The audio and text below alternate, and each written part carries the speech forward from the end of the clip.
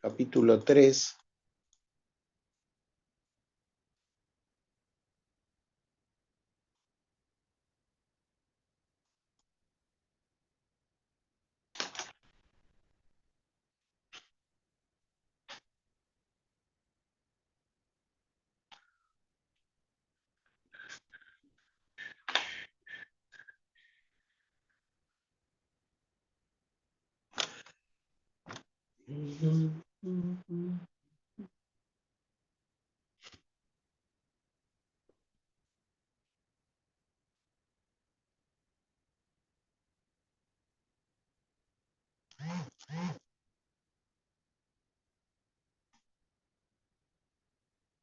Bueno, ya se ha estabilizado el número, así que vamos a empezar.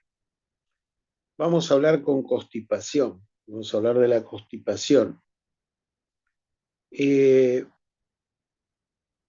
Como pasa con la diarrea, también es difícil definir cuándo el paciente está constipado. En realidad, son pacientes que vienen a la consulta porque se quejan de que no van de cuerpo todos los días.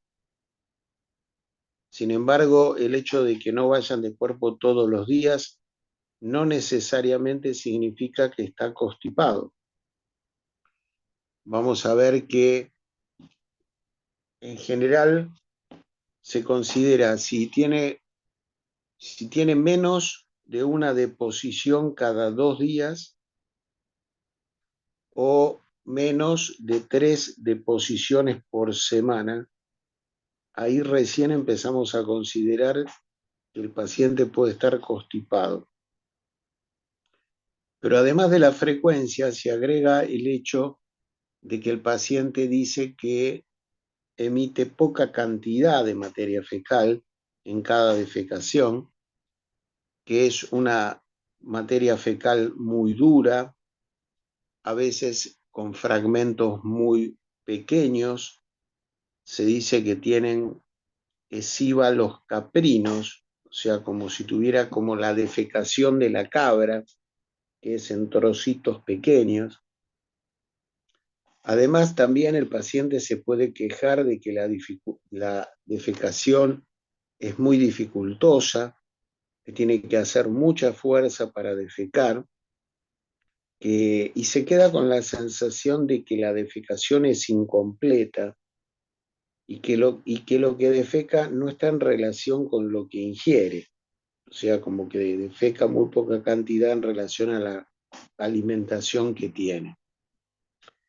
A veces uno debe interrogar, hay pacientes que tienen que recurrir a maniobras digitales para extraer la materia fecal de la zona rectal. A veces también el paciente, para poder defecar, tiene que recurrir a comprimirse el abdomen para ayudar a la defecación. O sea, en definitiva, es un paciente que tiene un trastorno en la frecuencia de la defecación, pero también tiene un trastorno en la consistencia y un trastorno en el esfuerzo. Esas 3 cosas para decir que el paciente está constipado. La constipación es un fenómeno muy común. Se calcula que más o menos el 16% de la población sufre de constipación. Pero si usted analiza poblaciones añosas de más de 70 años, esa defecación puede trepar hasta el 40%. Eso se debe a que los viejos consumen más medicamentos, muchos de ellos producen constipación, están muchos viejos más postrados en cama, eso también produce constipación. Hay una pérdida de la fuerza muscular en la cinta abdominal, entonces le cuesta más hacer fuerza para defecar adecuadamente. Es muy importante el interrogatorio. Lo habitual es que no suele haber muchas manifestaciones clínicas de la defecación. A veces hay pacientes que se quejan de cierto malestar abdominal o cierta distensión abdominal. Se ha descrito en mujeres con constipaciones así de larga data y sostenidas, cierta pérdida de apetito, cansancio, insomnio, inestabilidad emocional y calambres. Yo creo que eso es más un cuadro emocional que genera la constipación, probablemente por un colon irritable, que consecuencia de la constipación que la paciente tiene.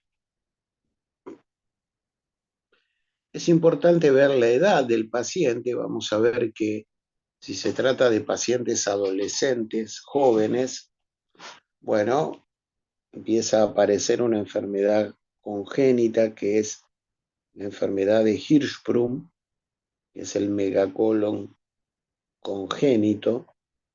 Yo me acuerdo haber visto un caso en un chico que tenía 16 años. Entonces, en pacientes jóvenes uno tiene que pensar en estas patologías. También el tiempo que lleva con la patología, el tiempo de evolución de pacientes que son constipados crónicos de toda la vida. Es muy importante preguntar si ha habido cambios en el ritmo evacuatorio. O sea, si el paciente todos los días a la mañana evacuaba normalmente el intestino y en los últimos meses se ha vuelto un paciente que cambió el ritmo evacuatorio y entonces está muy constipado, hay que pensar que tiene un cáncer de colon o un cáncer de recto. Entonces, todo cambio en el ritmo evacuatorio normal o habitual del paciente, a usted le tiene que hacer sospechar que puede tener un cáncer de colon. También si hay alternancias entre periodos con deposiciones blandas y periodos con constipación y la presencia de patologías emocionales, le puede hacer pensar a usted en la presencia de un colon irritable, que es una de las causas más comunes de constipación. Usted debe preguntar al paciente acerca del uso de laxantes y el uso de enemas para evacuar el intestino, porque eso le da a usted una idea de la gravedad de la constipación. A veces hay pacientes que han perdido prácticamente todo deseo de evacuar. Eso es una pérdida de los reflejos evacuatorios que puede ser por falta de hábito de sentarse a evacuar o por descuido. Después vamos a explicar un poco todo este asunto. La sensación de que la evacuación es incompleta puede deberse a que tenga residuos fecales en el recto o falta de relajación de los músculos del recto y de la pelvis, o que tenga una neoplasia en el recto. Se investigará si hay dolor al evacuar. Se va a hacer un interrogatorio acerca de qué come el paciente. Muy importante si come una cantidad adecuada de fibra. La fibra está dada por granos, está dada por frutas y verduras que no se pueden absorber porque parte de la celulosa no se absorbe y entonces queda en el colon ejerciendo como un efecto de bulto.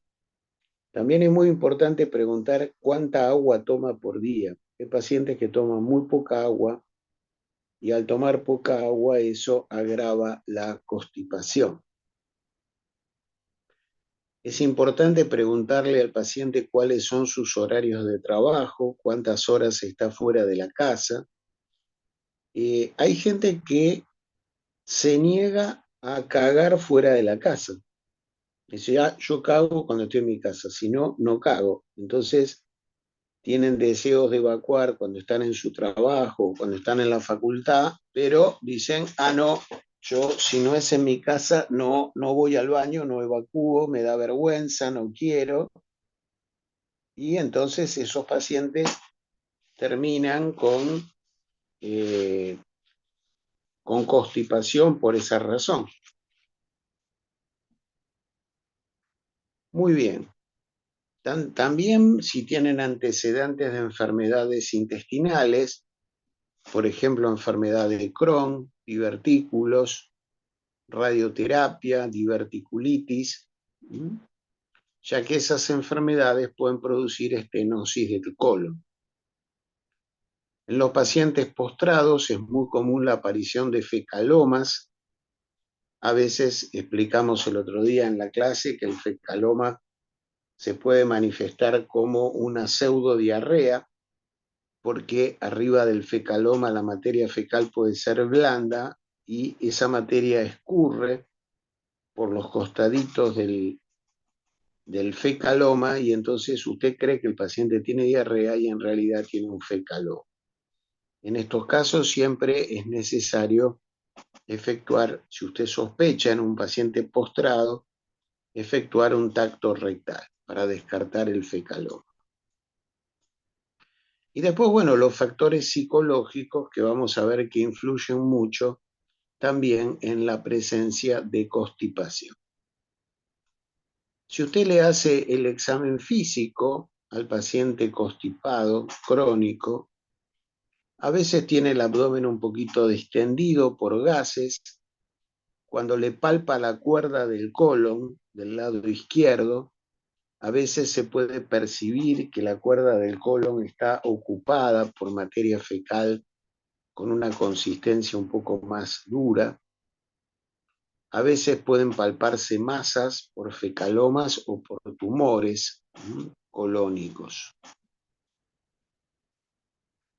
Hay dos tipos de constipación. La constipación aguda es un paciente que tiene una evacuación habitualmente normal, pero le pasó algo agudo, por ejemplo, una enfermedad por la cual estuvo en cama, un cuadro febril, una cirugía, un trastorno en la alimentación, y entonces aparece por esa razón el cuadro de constipación. También cuando hay lesiones anorrectales como hemorroides, erosiones, fisuras, son lesiones dolorosas que pueden hacer que el paciente se constipe.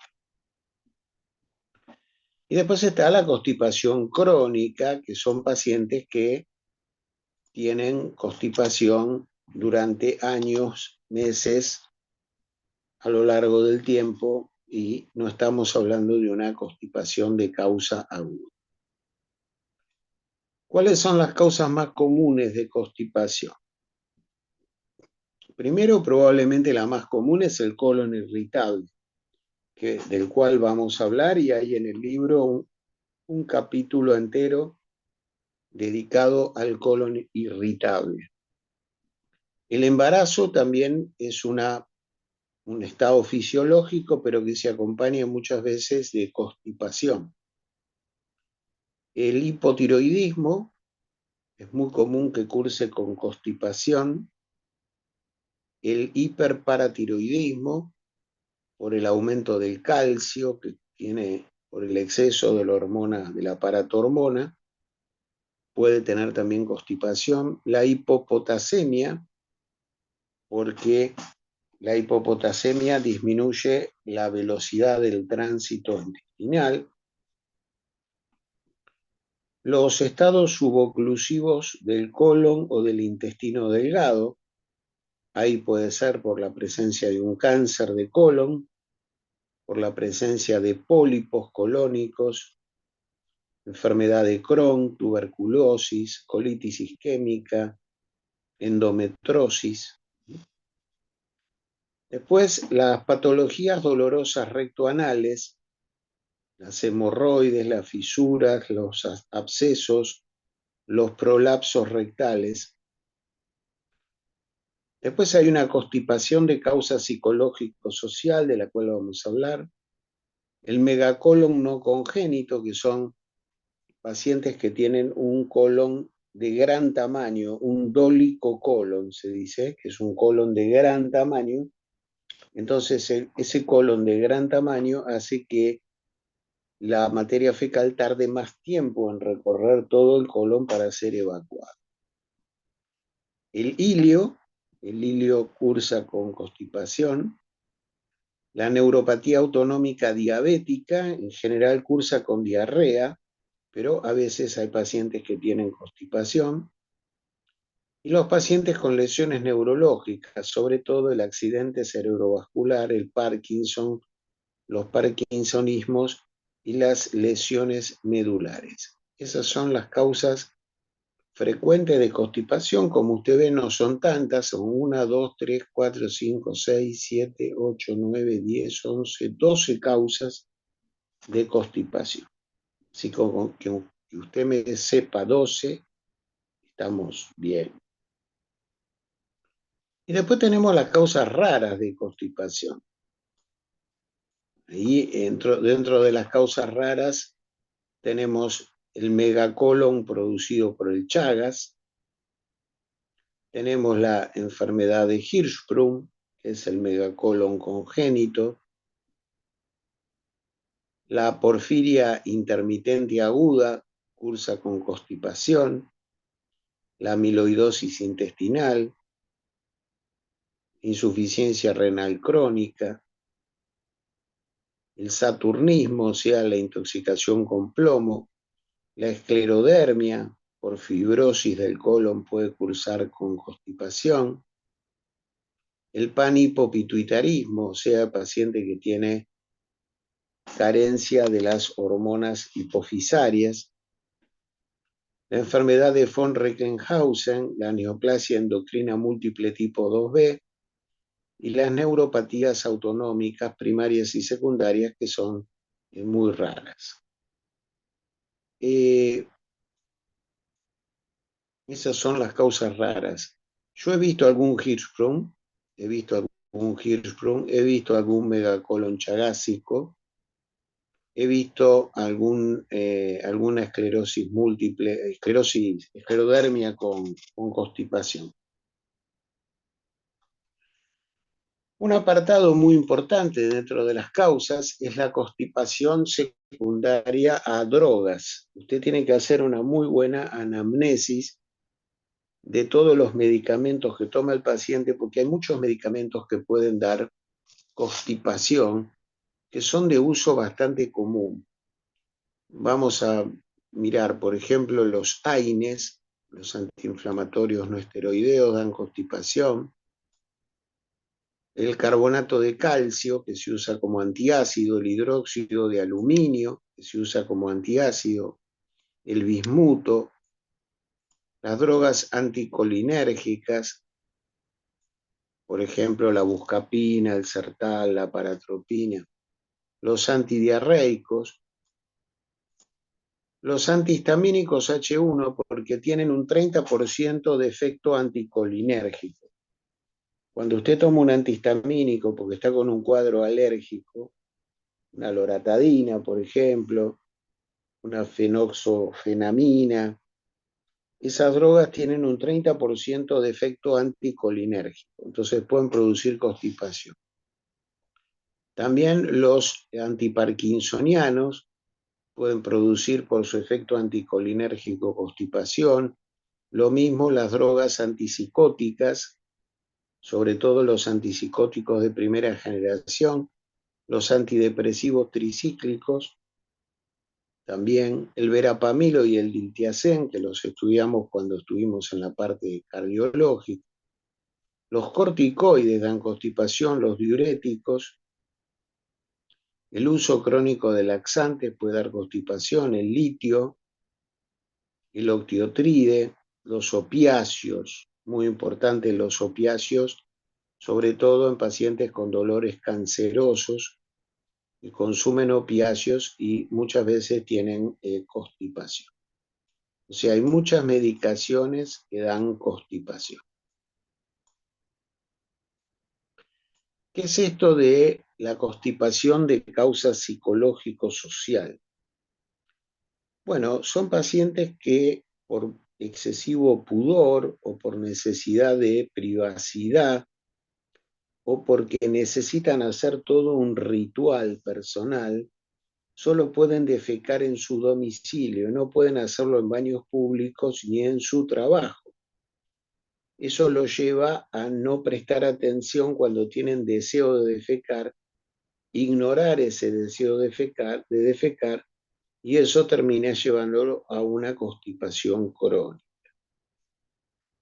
Freud, en 1913, presenta un trabajo que se llama Sobre el carácter y el erotismo anal. Él dice que le llamaba la atención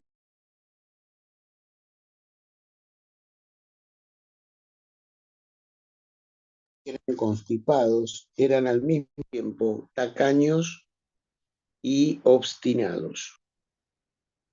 Entonces eran pacientes tacaños, obstinados y constipados.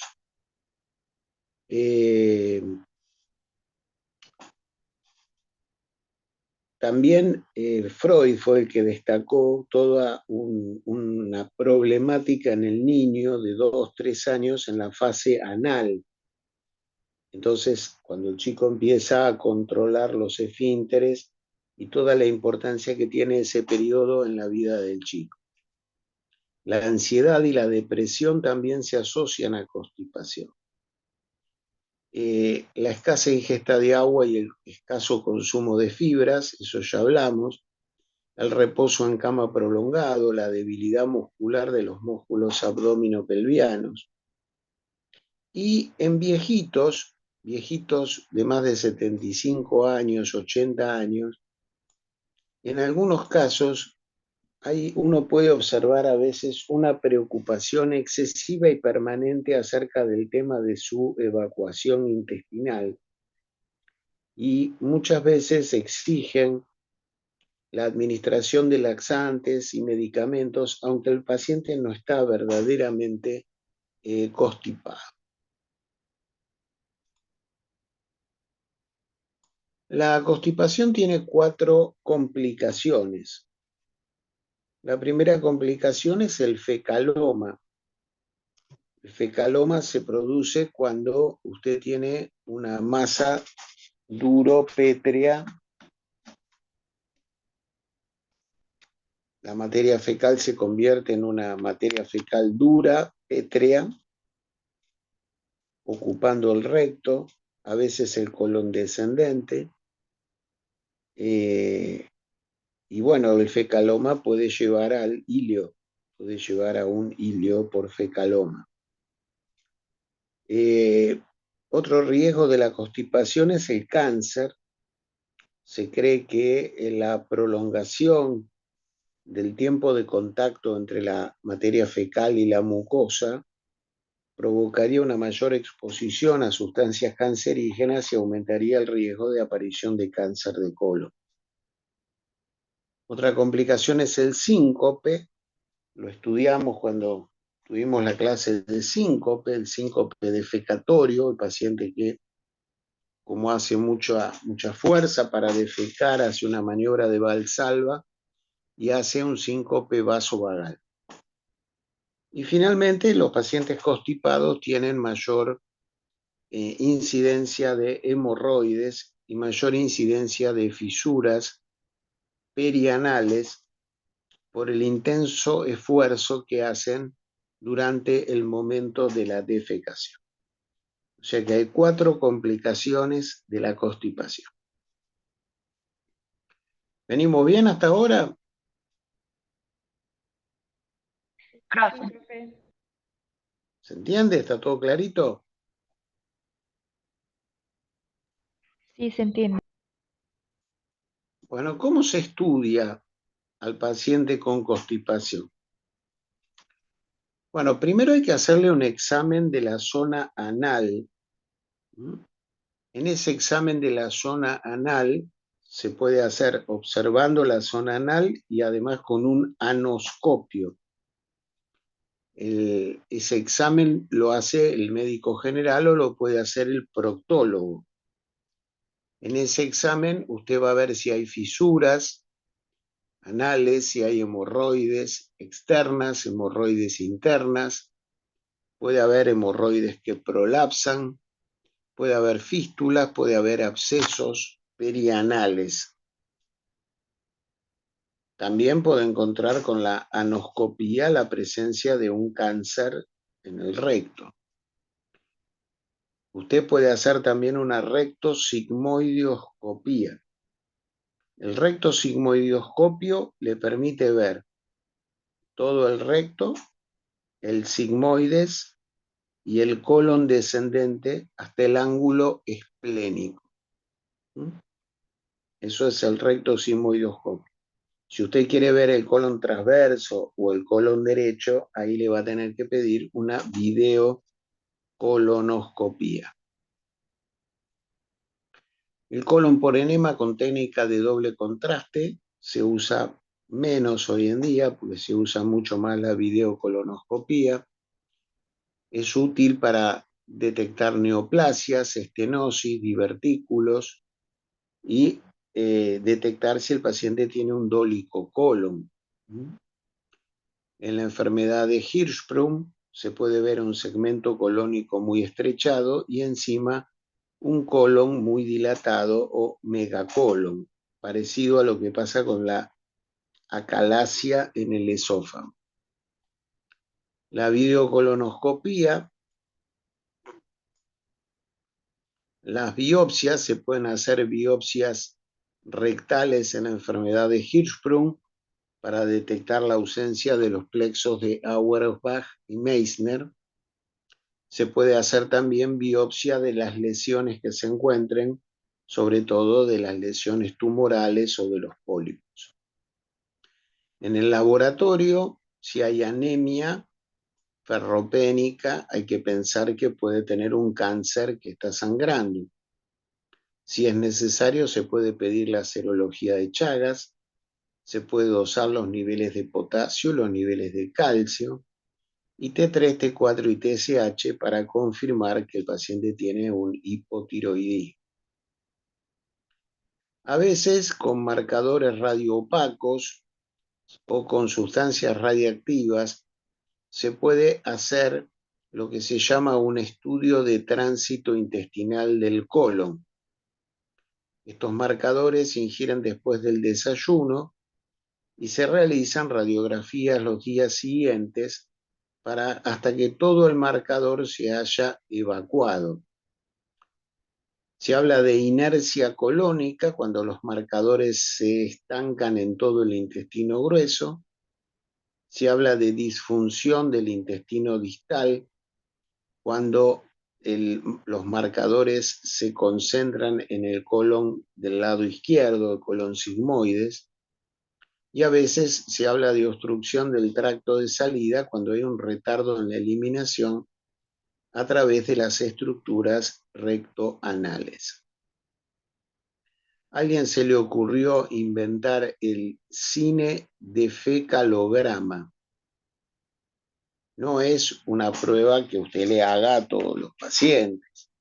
El cinedefecalograma consiste en hacerle filmarlo a usted mientras usted defeca con una sustancia de contraste y se toman radiografías durante la defecación. Eso permite ver si todos los músculos que trabajan en el momento de la defecación lo hacen de forma normal. La manometría rectoanal se puede usar para el diagnóstico de enfermedad de Hirschsprung y para el Chagas, y se pueden hacer estudios electrofisiológicos de los músculos que participan en la defecación, electromiogramas de los músculos que participan en la defecación.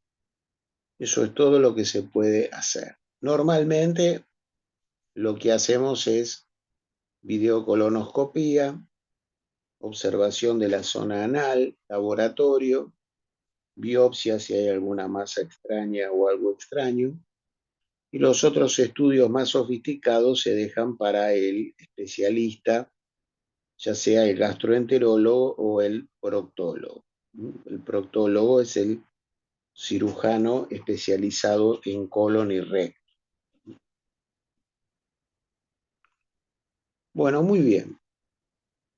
Vamos a hablar un poquito de los laxantes como tratamiento de la constipación. Lo primero que tenemos que decir que hay una categoría que se llaman regularizantes intestinales, que los vamos a estudiar con el colon irritable, pero que no son laxantes, son regularizantes intestinales. Los regularizantes intestinales son medicaciones que si usted las toma todos los días, durante un tiempo prolongado, regularizan su ritmo evacuatorio cuando usted tiene un colon irritable. En cambio, los laxantes son fármacos que promueven la defecación y los clasificamos de la siguiente manera. Tenemos los laxantes suaves. Los laxantes suaves son los que más se usan, evidentemente. Tenemos laxantes suaves que se llaman surfactantes de efecto retardado. Esos laxantes suaves de efecto retardado son todos, es básicamente el picosulfato de sodio. El picosulfato de sodio, que puede venir en comprimidos, en granulados, puede venir en gotas, en perlas, en cápsulas. Son drogas que aumentan la permeabilidad intestinal, aumentan la eliminación de agua y de lípidos en la materia fecal. Se ingieren a la noche para que el paciente tenga una evacuación a la mañana siguiente. Los nombres comerciales son el Opalino, el Rapilax, el Gotalax, el Dulcolax y el Agarol Gel Caps. Esos son los nombres comerciales. Después tenemos dentro de los suaves, seguimos hablando dentro de los suaves, tenemos los laxantes osmóticos no salinos. Ahí uno que se usa mucho es la lactulosa. El nombre comercial es el lactulón. La lactulosa se usa como laxante suave, pero también se usa en el tratamiento de la encefalopatía hepática, en los pacientes que tienen insuficiencia hepática. Eso lo vamos a aclarar después cuando demos la clase de insuficiencia hepática. La dosis que se usa de lactulosa es de 10 a 40 gramos por día. En general se da 1 o 2 cucharadas por día de lactulosa, que viene en forma de jarabe.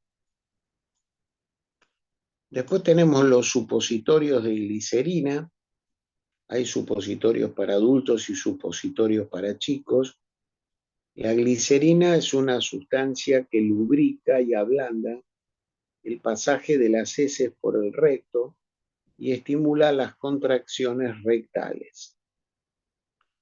Y después se puede usar el sorbitol o el manitol por su efecto osmótico, ya sea por vía oral o por enemas.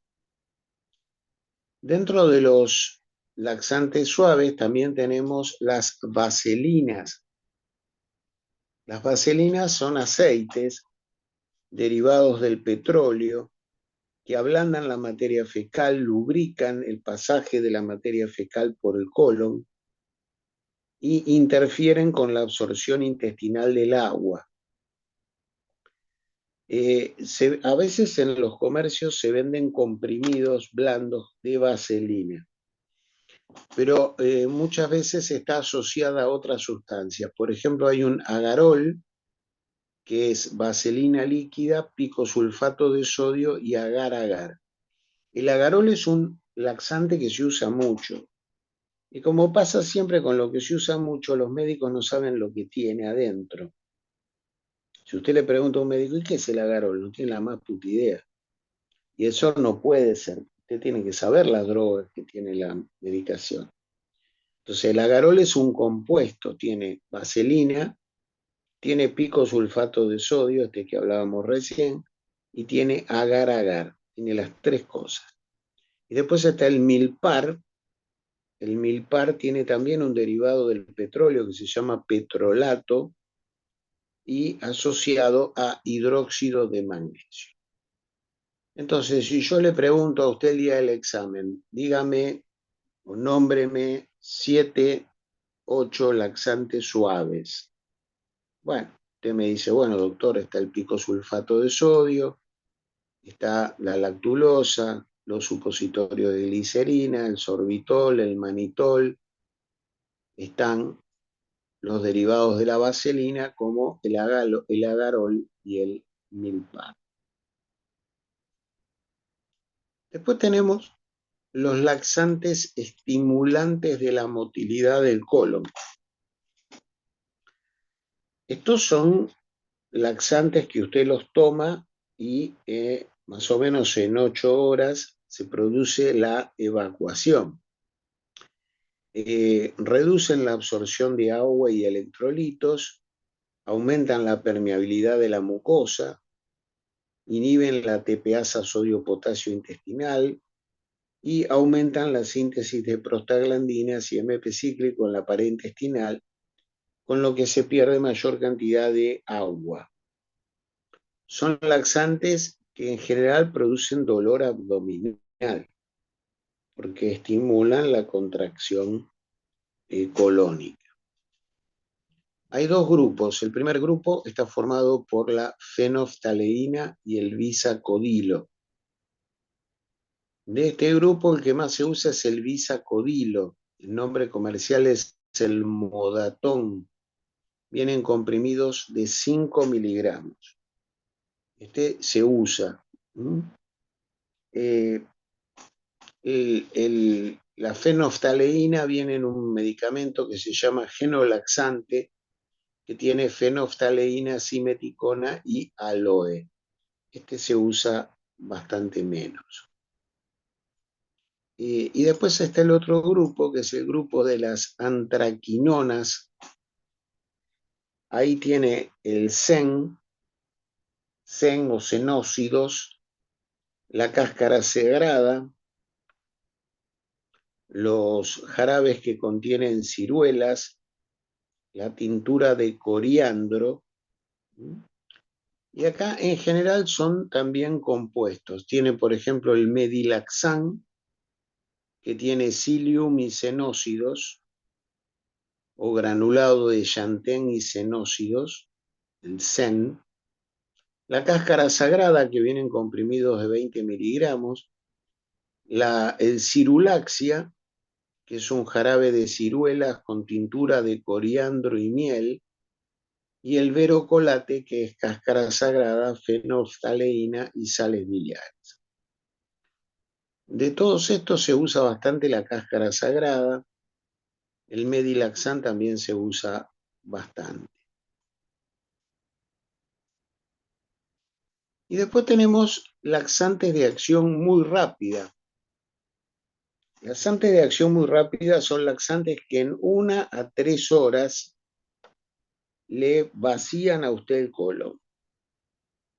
Usted dirá, bueno, doctor, pero ¿para qué quiero algo que actúe tan rápido? Bueno, se usa para hacer estudios de colon. O sea, son los laxantes que usted va a tomar antes de hacerse una colonoscopía o antes de hacerse una cirugía del colon. Usted sabe que cuando usted se hace una cirugía del colon, si es una cirugía programada, se dan laxantes para que usted evacúe toda la materia fecal posible y el colon esté lo más limpio posible, porque así tiene menor cantidad de gérmenes y hay menor incidencia de infecciones. Dentro de estos laxantes rápidos están los osmóticos salinos. Ahí está la leche de magnesia Philips, que es hidróxido de magnesio. Y el que más se usa es el Nigalax. El Nigalax es una mezcla que tiene bisacodilo, docusato de sodio y lauril sulfoacetato de sodio.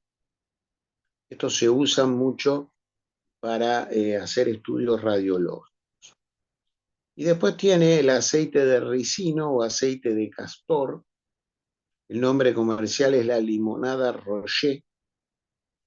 Es un laxante surfactante de acción muy rápida. Tiene un gusto muy desagradable. Es el ácido ricinoleico el que actúa provocando la evacuación del colon. Te produce en pocas horas la evacuación de todo el colon. Se usa para la colonoscopía o para la cirugía programada de colon. En los últimos años aparecieron algunos laxantes nuevos. Este se usa bastante, el polietilenglicol 3350. Polietilenglicol 3350, se llama así. El nombre comercial es el Agarol Pur. Viene en sobres de 17 gramos. Es un polímero de peso molecular elevado que forma puentes de hidrógeno con el agua y entonces aumenta mucho el pasaje de agua hacia el colon y estimula la defecación. No es tóxico y es bastante eficaz. Se lo usa mucho en los viejos postrados. El miércoles, no, el martes, no, el lunes. El lunes fui a ver a una señora postrada, estaba con constipación y el médico de PAMI le había indicado el polietilenglicol 3350. Se usa bastante. Y después surgieron dos más, que son la lubiprostona. La lubiprostona es la amitiza, viene en cápsulas de 8 y 24 microgramos. Es un activador de los canales de cloro, aumenta la liberación de cloro en la secreción intestinal, se da 2 veces por día con los alimentos. Es un laxante nuevo. Y después está el linaclotide. Linaclotide se usa a una dosis en constipación de 145 microgramos por día. Es un agonista de la guanilato ciclasa, lo que aumenta el GMP cíclico y estimula la secreción de cloro, bicarbonato y agua hacia la luz intestinal.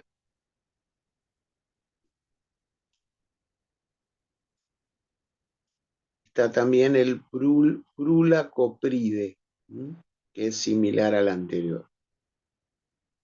En pacientes oncológicos, la constipación puede ser un problema muy serio en aquellos pacientes que están con morfina o con morfinosímiles, como el tramadol, para atenuar los dolores de su enfermedad.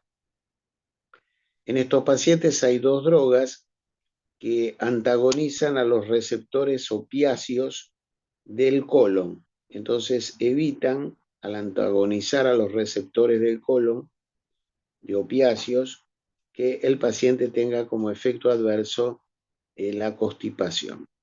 Son la metilnaltrexona y el alvimopam.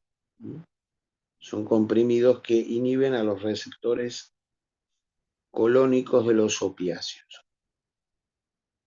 Y después tenemos los enemas.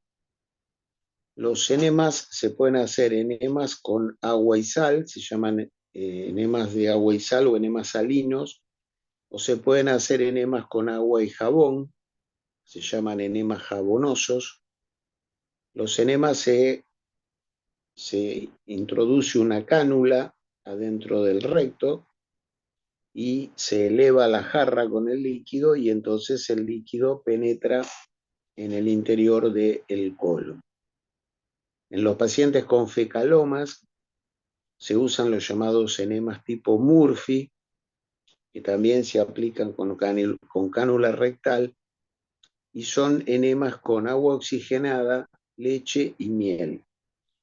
ideales para romper los fecalomas, sobre todo por el efecto del agua oxigenada. Y finalmente existe un pequeño enema que se llama enemol, que es fosfato monosódico y fosfato disódico, que se usa para evacuar simplemente el tramo final del recto. Nunca usted va a usar laxantes en un paciente si usted sospecha que puede tener un abdomen agudo. Nunca va a usar laxantes en un paciente que usted sospecha que puede tener un abdomen agudo. Bueno, con esto terminamos los de laxantes. ¿Hay alguna pregunta de laxantes? Entonces yo acá le puedo preguntar sobre los laxantes suaves, le puedo preguntar, nómbreme 4 laxantes, 5 laxantes estimulantes de la motilidad. Le puedo preguntar qué laxantes usted usa para evacuar todo el intestino antes de hacer una colonoscopía o antes de hacer una cirugía de colon. Esas serían, digamos, las preguntas. Profe, yo tengo Sí, una. Por favor, o senhor acaba de dizer que nunca se pode dar lajante com cólon agudo. Qualquer tipo de una, lajante, cualquiera. No se da laxante si el paciente tiene un abdomen agudo. abdômen. Dale. Gracias, sí. Si usted piensa en una apendicitis, por ejemplo, porque los pacientes con apendicitis tienen constipación, pero si usted sospecha que puede ser una apendicitis, no debe darle nunca un laxante hasta no aclarar qué está pasando con el abdomen agudo. ¿Tá? Perfeito, gracias. Bueno, vamos a hablar un poquito del colon irritable.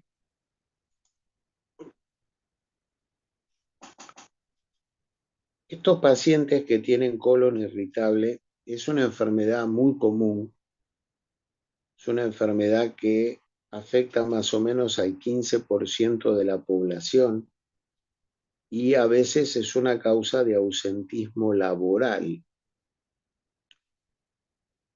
Se puede presentar de 3 formas. Se puede presentar como colon irritable a predominio constipación, se puede presentar como colon irritable a predominio diarrea, o se puede presentar como colon irritable con alternancias, donde tienen épocas con constipación y épocas con diarrea. Es más común en mujeres que en varones. Es una enfermedad que suele aparecer en mujeres y varones jóvenes, 20 y pico de años. Es una enfermedad crónica y el mismo paciente refiere la relación que tiene su padecer colónico con los estados emocionales. El paciente dice, sí, yo me pongo loco y me constipo, o yo me pongo loco y me agarran cuadros de diarrea.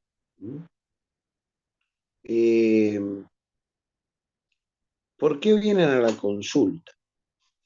Pueden venir a la consulta por la constipación o la diarrea, eso puede ser uno de los motivos de consulta, pero muchas veces vienen a la consulta por distensión abdominal. El abdomen está muy distendido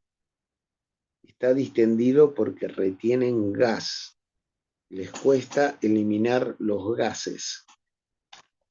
Esto es muy común en las mujeres, te viene a ver una chica joven al consultorio y te dice, mire la panza que tengo, parece que tengo un globo. Y no comí nada, doctor, comí un sanguchito. Mire cómo estoy toda distendida. Venía en el colectivo y me dieron el asiento porque pensaron que estaba embarazada. Eso es terrible. Que pase eso a una chica es terrible. Entonces, la distensión es un problema serio. Y el otro problema serio es el dolor. A veces vienen a la consulta por dolor. ¿Por qué tienen dolor?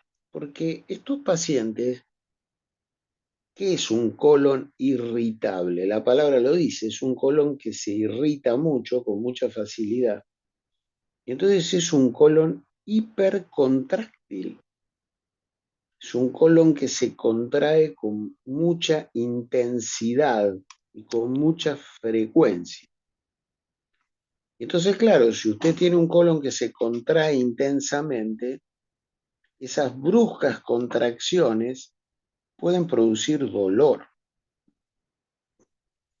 Y también puede producir dolor porque si esto es como una rueda, como un neumático, si usted lo aprieta acá y lo aprieta acá, en el medio queda gas y el gas distiende la pared y esa distensión también puede producir dolor.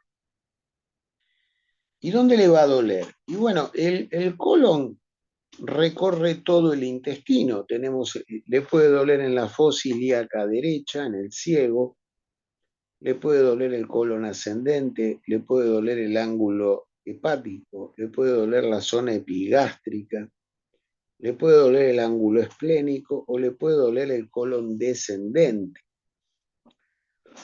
Esto explica que el colon irritable a veces se confunde con apendicitis, con colecistitis, con úlcera, con gastritis, con epigastralgias.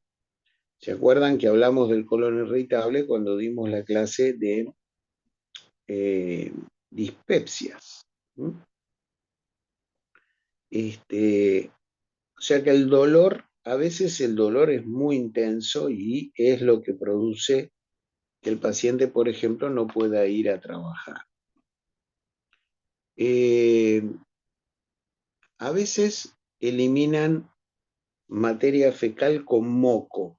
Eso es otra cosa bastante común. A veces tienen un reflejo gastrocólico intenso que hace que cuando terminan de comer y se vacía el estómago, automáticamente tienen ganas de ir a defecar.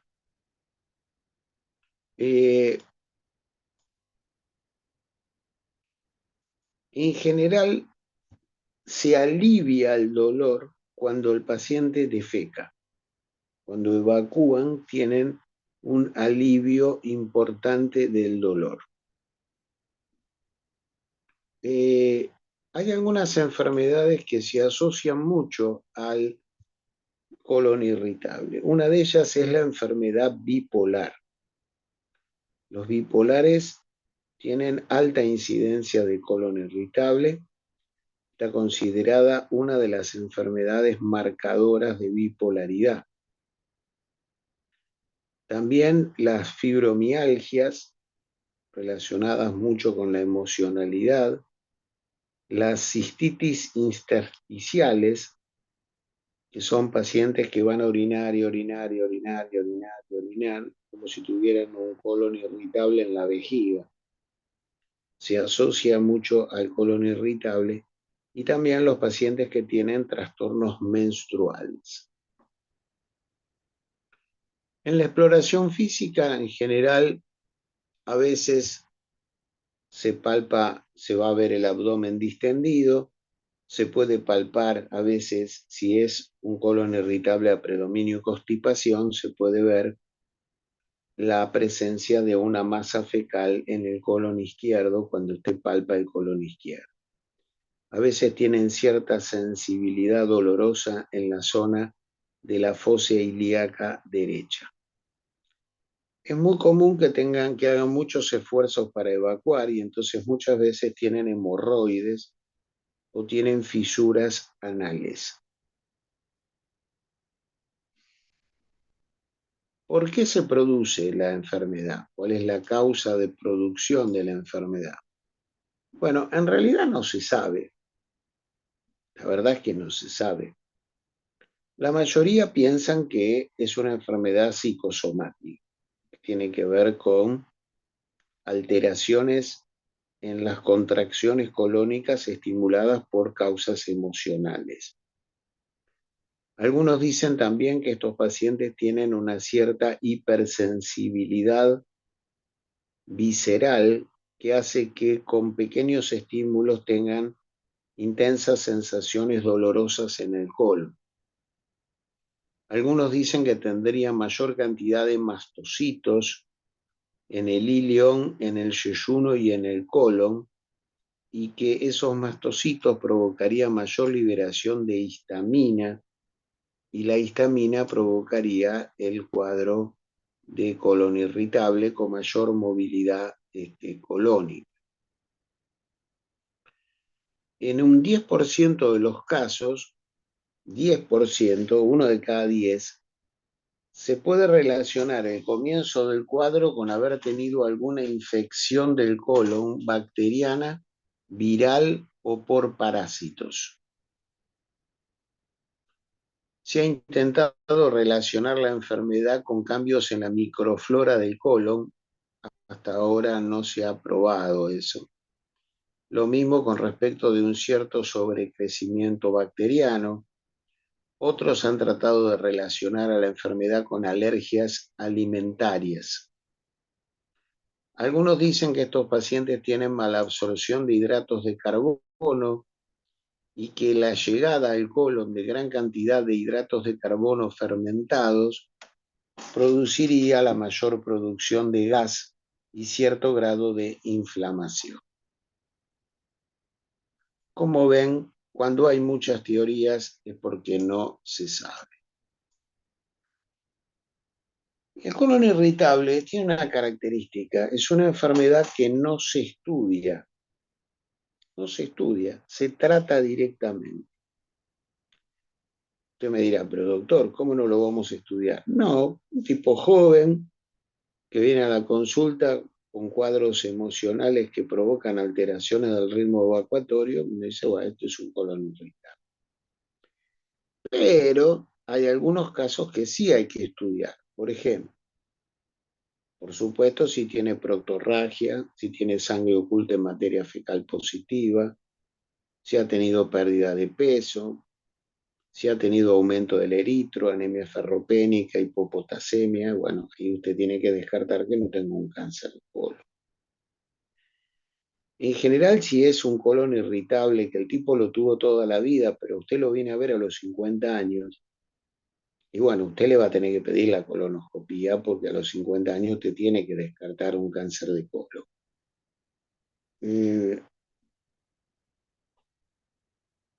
Siempre se aconseja pedir los anticuerpos para enfermedad celíaca cuando usted tiene un colon irritable, porque hay cierta asociación entre enfermedad celíaca y colon irritable. También pedir serología para HIV si hay alguna sospecha de que pueda tener alguna alteración y examen parasitológico y funcional de materia fecal. Vuelvo a decir, todo esto no se pide en todos los casos, lo pide si usted tiene sospecha de que pueda haber alguna cosa extraña. Si no, no pide nada y directamente lo trata. ¿Cómo se trata esto? Bueno, acá el problema es el siguiente. Es un enfermo que tiene una enfermedad que es crónica y que lo va a acompañar en general toda la vida. Usted tiene que primero asegurarle al paciente que no es una enfermedad maligna. Se tiene que quedar tranquilo y que esta enfermedad no predispone al cáncer de colon. También tiene que mostrarle al paciente la relación que hay entre sus estados emocionales y la aparición de la enfermedad. Y por supuesto le va a estimular que haga una consulta con el psiquiatra o una consulta psicológica. Usted tiene que tratar de entablar con estos pacientes una muy buena relación médico-paciente. En la dieta, lo único se le va a decir que no consuma bebidas con gas, que coma en un lugar tranquilo, solo, masticando la comida bien y con lentitud, que no devore los alimentos. Si devora los alimentos, traga mucho aire. Se le puede decir que use leche deslactosada y se le sacan los alimentos que producen mucho gas, como porotos, cebollas, germen de trigo, bananas, duraznos. Si usted tiene colon irritable, se le aconseja que no consuma ni café ni mate, porque tanto el café como el mate estimulan la movilidad del colon.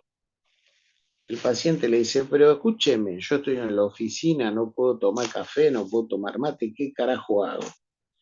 Puede tomar té de manzanilla, todo el té de manzanilla que usted quiera. ¿Por qué? El té de manzanilla, si lo hace con saquitos, que le ponga 3, 4 saquitos al té para que salga un té bien cargado. El té de manzanilla tiene un efecto antigas muy bueno. Además tiene un efecto antiinflamatorio de todo el tubo digestivo. Y tiene un leve efecto sedante, o sea que es buenísimo. El paciente tiene que aumentar la ingesta de fibra en la dieta. ¿Qué es la fibra? La fibra es el residuo no digerible de los alimentos. Eso es la fibra. Para eso tiene que comer granos, tiene que comer salvado, vegetales y frutas, porque los granos, el salvado, los vegetales y las frutas contienen celulosa, hemicelulosa y pectina, que son los principales contenidos químicos de la fibra. Tiene que comer por lo menos entre 20 a 40 gramos diarios de fibra. Estos alimentos que tienen fibra no se absorben en el intestino delgado, la fibra pasa al colon y ejercen un efecto de bulto que distiende la pared del colon y permite la salida de materia fecal y la salida de los gases. La actividad física también mejora a los pacientes con colon irritable. El exceso de gas se puede usar simeticona, que es el factor AG, 2 comprimidos juntos con el almuerzo, 2 comprimidos juntos con la cena, o usar té de manzanilla. Si el paciente se niega a comer fibra, usted le puede dar regularizantes intestinales. Y acá usted tiene que hacer docencia. Usted le tiene que aclarar al paciente, mire, esto es un regularizante intestinal, no es un laxante, no es que usted lo come hoy y mañana caga, no, esto es un regularizante, usted lo tiene que tomar todos los días, todos los días, todos los días, y en 1 a 2 meses usted va a regularizar el ritmo evacuatorio. Los que se usan son derivados del psyllium, una sustancia que se llama psyllium. Se usa una cucharada a la noche en un vaso con agua saborizada. Después de tomar ese vaso con la cucharada, tiene que tomar arriba 2 vasos de agua más. ¿Por qué? El psyllium lo que hace es, cuando se pone en contacto con el agua, se distiende y ejerce un efecto de bulto. Por lo tanto, usted tiene que tomar bastante agua para que el psyllium haga sus efectos. Hay 2 marcas, está el Metamucil, que creo que últimamente me parece que ya lo sacaron del mercado, y estaba el Concil. ¿De qué se te quejan los pacientes a veces? Se te dice, pero usted me dio esto, me regularizó, pero ahora estoy todo el día tirándome pedos. Y bueno, sí, claro, todo el gas que usted antes retenía, ahora es todo gas que usted puede expulsar. Entonces, por eso le pasa eso de los gases. ¿Qué más le puede dar? Le puede dar relajantes del músculo del colon. El que más se usa es la trimebutina. El nombre comercial es el Miopropan. Vienen comprimidos de 200 miligramos. Actúa sobre los receptores opiáceos, receptores kappa, receptores delta, y estimula la liberación de motilina, VIP, gastrina y glucagón. Se dan 2 a 3 comprimidos por día. Usted le puede decir, bueno, un miopropan a la mañana, 1 a la tarde. Si con eso no alcanza, 1 a la mañana, 1 a la tarde, 1 a la noche. Es un relajante del músculo colónico. Este es el que más se usa, la trimebutina, porque es más barato. Hay un segundo que se puede usar, que es la mebeverina. Primero con B larga, después con B corta. Mebeverina, el nombre comercial es el Duspatalin. Vienen comprimidos de 200 miligramos. Se llama Duspatalin porque es una droga francesa. Esta droga ejerce un efecto relajante intenso de todo el colon y del músculo liso del colon. Se usan 2 a 3 comprimidos por día. Es también muy buena. Es más cara que el miopropan.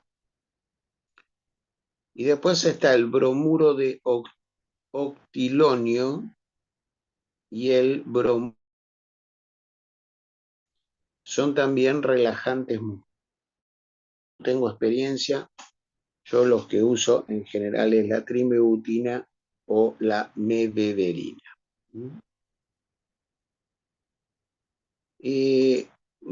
Conclusión. El paciente va a terminar medicado con fibra, y si no quiere comer fibra, psyllium, simeticona o té de manzanilla y miopropan. O sea, va a tener que tomar 3 cosas. Esto es lo que a la gente le fastidia un poco. Pero usted le tiene que explicar la lógica. La lógica es, mire, con el psyllium le regularizamos su evacuación, con la manzanilla le sacamos los gases, con el miopropan le relajamos el colon. Si usted les explica el fundamento, usted le dice, bueno, hágalo durante 15 a 20 días, me viene a ver. A los 20 días el paciente viene y te dice, estoy menos distendida, ya no tengo esa panza de embarazada, ya no tengo episodios dolorosos y estoy evacuando un poco mejor. Si el tipo lo sigue tomando durante 2 meses, se regulariza todo.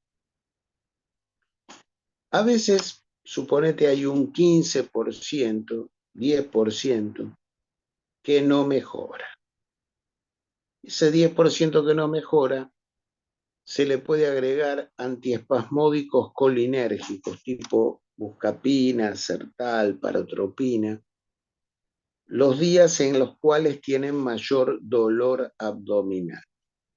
Teniendo en cuenta que cuando usted le da esa medicación, usted le está frenando la movilidad del colon. También se pueden usar dosis bajas de amitriptilina. La amitriptilina tendría un leve efecto antidepresivo y además modifica la percepción del dolor neuropático. Se está usando también la lubiprostona, pero solo en mujeres. Se vio que en varones no tiene buenos efectos, solo en mujeres. Entonces eso es lo que usted puede hacer con el colon irritable a predominio constipación. ¿Qué pasa si usted tiene un colon irritable a predominio diarrea? Estos son pacientes difíciles de manejar.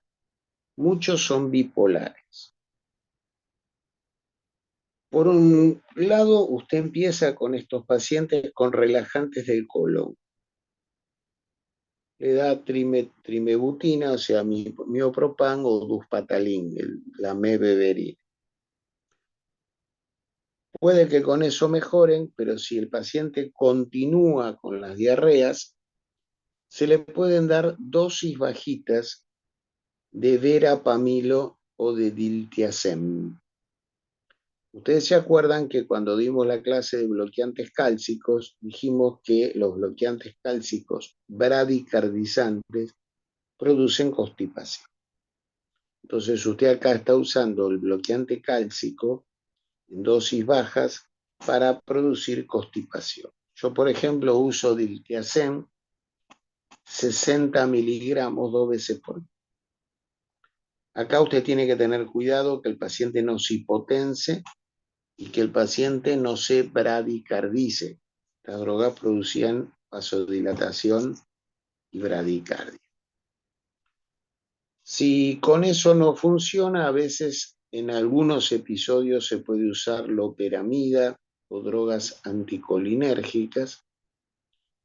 Y si el paciente tiene muy evidentes fluctuaciones del humor, y usted dice, bueno, es un bipolar, directamente le puede dar estabilizantes del humor. Uno de los que se usa mucho es la carbamazepina. Le puede dar de 100 a 200 miligramos 3 veces por día. Y al estabilizarle el humor, el paciente se le va la diarrea. Desaparecen los episodios de diarrea. Muy bien. ¿Tiene alguna consecuencia? ¿Tiene alguna consecuencia el que yo tenga colon irritable? Si yo tengo un colon irritable durante años y nunca me lo traté, ¿me puede pasar algo o no pasa nada? Bueno, si usted tiene un colon irritable y ese colon irritable nunca se lo trató y lo ha tenido durante años, sobre todo si usted tiene un colon irritable a predominio constipación, que es el más común, ¿qué puede ocurrir? Bueno, puede ocurrir que usted desarrolle divertículos. O sea, las personas que tienen divertículos en el colon son personas que han tenido durante años colon irritable y no lo han tratado adecuadamente. ¿Y qué te puede producir tener divertículos? Bueno, por un lado, a veces los divertículos pueden sangrar. O sea, los divertículos son una causa de hemorragia digestiva baja. A veces el paciente con divertículos puede tener una inflamación de un divertículo. Eso se conoce con el nombre de diverticulitis. Cuando usted tiene una diverticulitis, el cuadro va a ser muy parecido a una apendicitis, pero es del lado izquierdo. El paciente tiene fiebre, eritro alta, leucocitosis, tiene dolor en fosa ilíaca izquierda y en el flanco izquierdo. A veces puede tener un poquito de defensa abdominal. ¿Qué hacemos si tenemos una diverticulitis? Bueno, se pone en reposo el aparato alimentario, nada por boca. Se mantiene nomás con una dieta líquida durante unos días y se le da antibiótico. Se usa metronidazol y ciprofloxacina por vía oral. Se mantiene ese plan antibiótico durante unos días. Puede pasar dos cosas: que el paciente tome los antibióticos y haga el reposo digestivo, el paciente mejora, se le va el dolor, se le va la fiebre, está bien, y entonces usted controló la diverticulitis. Pero puede pasar que el paciente no mejora, persiste con dolor, persiste con blancos altos, persiste con fiebre. En ese caso usted le tiene que pedir una tomografía. Y en la tomografía lo que va a ver es que hay una colección, un absceso peridivertículo, un absceso peridiverticular. Cuando usted encuentra esta colección o este absceso peridiverticular, en general, este absceso debe ser evacuado o por vía tomográfica o con cirugía, y el paciente ya necesita internación, plan de hidratación y antibióticos por vía intravenosa. Por supuesto que la formación de ese absceso indica que el divertículo se inflamó y se perforó. O sea, es como una pequeña peritonitis localizada. Otra complicación que pueden tener las diverticulitis es que el paciente puede formar fístulas. El colon inflamado se puede pegar a un asa de delgado, se puede pegar con la vejiga, se puede pegar con el aparato ginecológico, y entonces usted va a tener eliminación de materia fecal o material purulento por vejiga, por vagina, y entonces usted dice se produjo una fístula. En ese caso, el paciente tiene que ser operado y la fístula tiene que ser desarmada. Una cosa digo importante.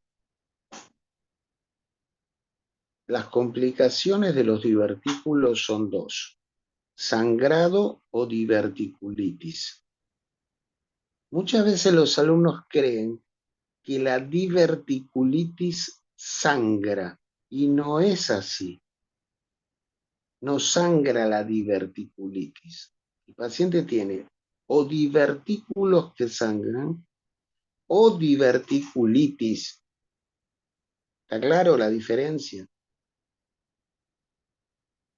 Entonces, un divertículo puede sangrar o se puede inflamar y dar una diverticulitis.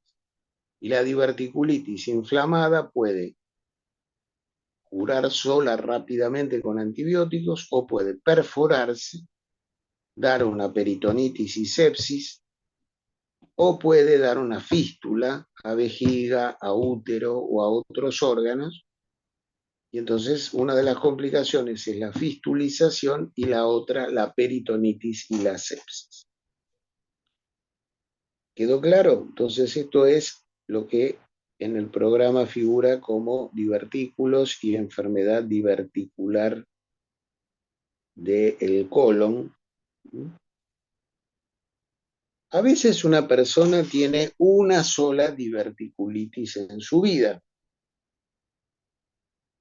pero puede ocurrir que un tipo en un año se manda 3 diverticulitis, y entonces, claro, es bastante hinchabola, porque vos decís, pero la puta, doctor, tengo una diverticulitis cada 4 o 5 meses. Para esos que tienen diverticulitis a repetición, usted puede ofrecerles la cirugía del colon. La cirugía del colon es operarle el colon y resecarle el pedazo de sigmoides donde el paciente tiene los divertículos. Se le hace una resección del colon sigmoides, le saca los divertículos y bueno, muerto el perro, se acabó la rabia. El paciente deja de tener los episodios reiterados de diverticulitis. Bueno, señores, con esto terminamos. No sé si quieren hacer alguna pregunta. La clase de las 18:30 vamos a hablar de ilio, de apendicitis y, si nos da el tiempo, de enfermedades vasculares del intestino. O sea, ilio, apendicitis y enfermedades vasculares del intestino. Doutor, Solo que vamos a ver. eu tenho uma pergunta, por favor. Dígame. O tratamento do cólon irritável de predomínio de constipação seria té de manzana, os Té de derivados de espere, té de manzanilla, no de manzana. manzanilla, perdão, perfeito. No es lo mismo. Sí, sí, sí. Derivados de psyllium E Sirve miopropan, ¿é isso? miopropan, un relajante del músculo colónico. Puede usar Dale, gracias. miopropan o puede usar Duspatalin, cualquiera del que usted prefiera. Miopropan es más barato. Duspatalin es una droga francesa, es un poco más caro. Dale, ¿Mm? só para confirmar. Gracias.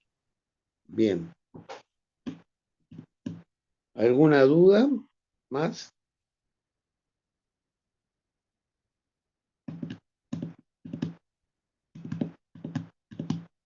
Bueno, entonces dejamos acá. A las 6:30 damos apendicitis. Ilio, primero vamos a hablar de ilio, que es un cuadro grave e importante, vamos a hablar de ilio, después de apendicitis, y si nos da el tiempo, de patologías vasculares intestinales. Bueno, nos vemos.